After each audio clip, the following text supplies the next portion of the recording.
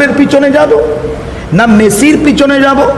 আমরা কি রোনালদোর পিছনে যাব, নাকি হ্যারি কেনের পিছনে যাব? আমরা কি এমবাপের পিছনে যাব, নাকি ক্রোয়েশিয়ার দলের খেলোয়াড়দের পিছনে যাব?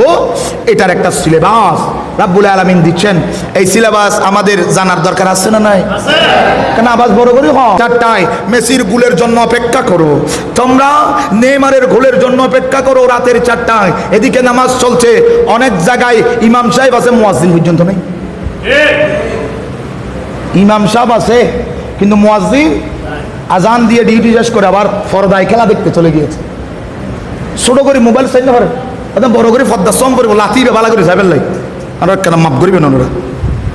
আজ যুব সমাজ বাবার জন্য গ্যাস্ট্রিকের ট্যাবলেট আনার টাকা নাই, কিন্তু খেলা দেখার মাঝখানে কারেন্ট চলে যাবে যে সেজন্য জানাটার ভাড়া করার জন্য টাকার অভাব নাই।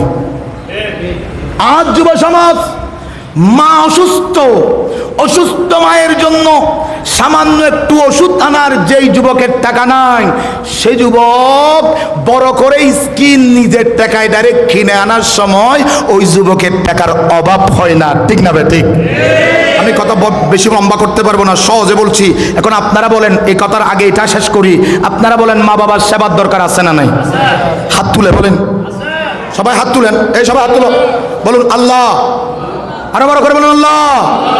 আমাদেরকে মা বাবার সেবা করার, মরহুম মা বাবার জিয়ারত করার তৌফিক দান করুন।